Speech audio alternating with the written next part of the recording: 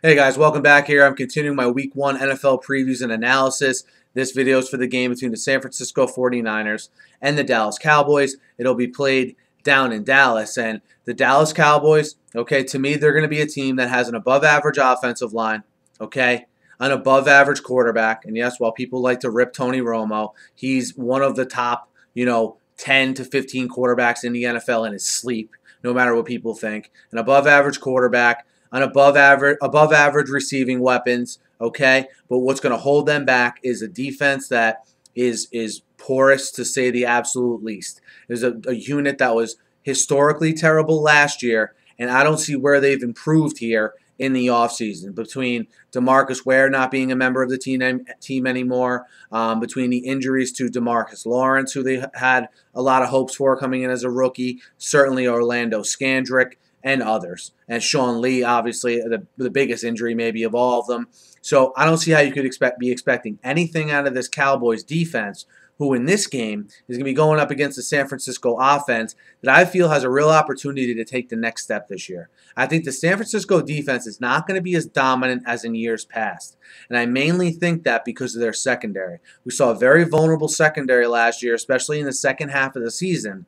And I think that's going to continue this year. Okay, and so some of their younger players here get up to speed. So can that offense carry the defense a little bit? Can it be more of an even exchange compared to how it has been in years past? When I look at Kaepernick, another year in his development, Gore, steady as she goes, backed up by a quality backup and rookie Carlos Hyde, and then, of course, the big three weapons, Crabtree, Bolden, and Vernon Davis at tight end. Can they take the next step offensively? I think they will in this game, and they can't help themselves, but to play well when they're playing a team like the Cowboys defense. But I think the opposite is going to hold true too, though. I think Romo and that offense, okay, with a depleted, San Francisco defense, missing Navarro Bowman and, of course, Aldon Smith, maybe don't get the pass rush as a whole they would normally get with, of course, Aldon Smith in the mix.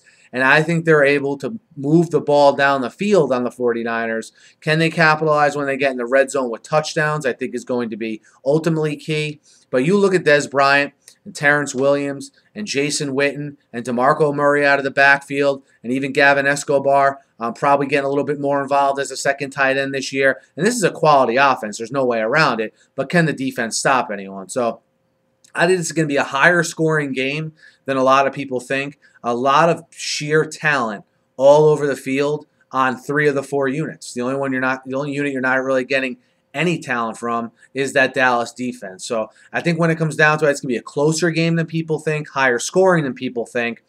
I like the 49ers to win the game outright, but I like the Cowboys, okay? I like the Cowboys +4 at home. The Cowboys 4-point underdogs at home. So again, I like San Francisco to win the game by a field goal, essentially. But I like Dallas +4 in this one. Guys, let me know what you think of this matchup between the Cowboys and the 49ers. Hit me up in the comments here. Hit me up on Twitter as well. Be sure to subscribe to my channel. Breaking down every game every week. Always talking the news of the day. Thanks for listening. Have a great night.